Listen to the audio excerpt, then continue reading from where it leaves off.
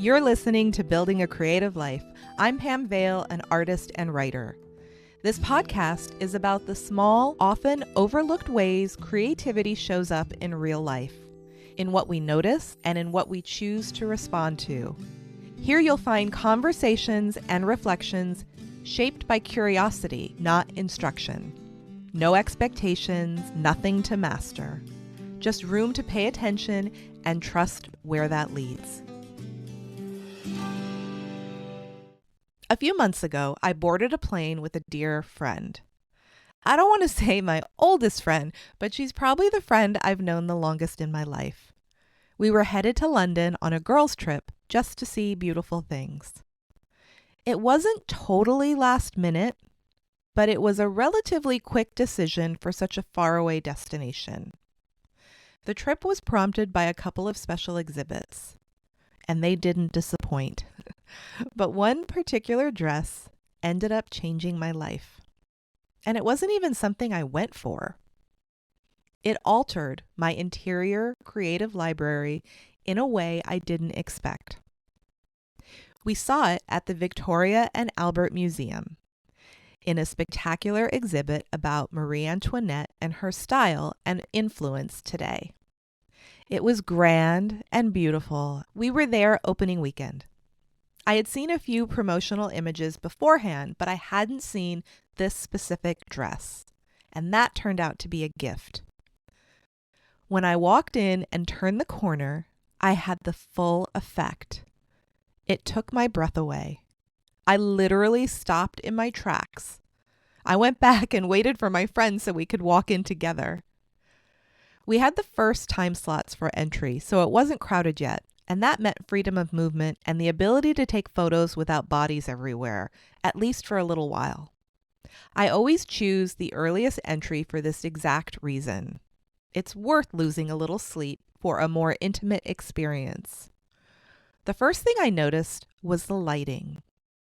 The entrance to the exhibit was bright and open, filled with pink and bows and portraits of Marie Antoinette.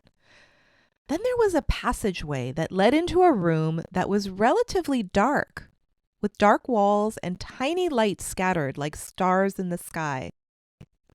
It reminded me of a visit to Taliesin West in Scottsdale, Arizona, Frank Lloyd Wright's home. They explained that his room entrances were intentionally small, almost compressing you before opening into a larger space as you emerged into it fully. I always loved that idea of a crafted sensory experience. And that's exactly what this felt like. Deliberate, transitional, dramatic, theatrical. The dress was the centerpiece, the first thing we walked past.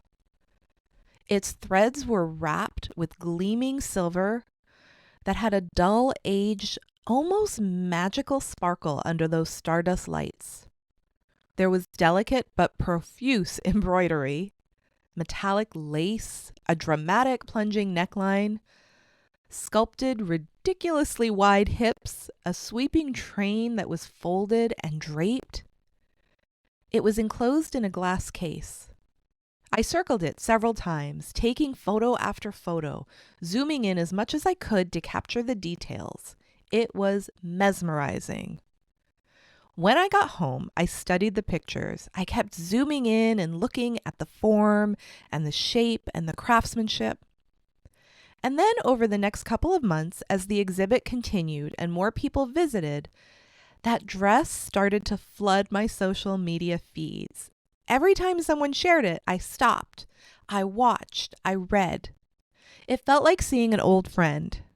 And it brought back the memory of that trip and the experience of seeing a historic garment like that in person.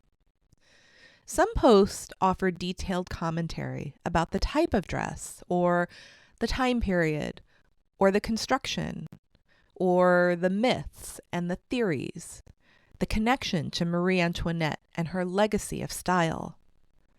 So many different creative interpretations of this one dress. It clearly stood out to so many people.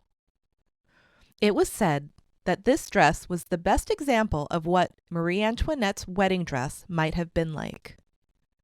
That felt reflective and a little sad. It made her feel real, and it brought up the reality that most of her possessions and wardrobe were destroyed or taken. Her tragic life and her violent end.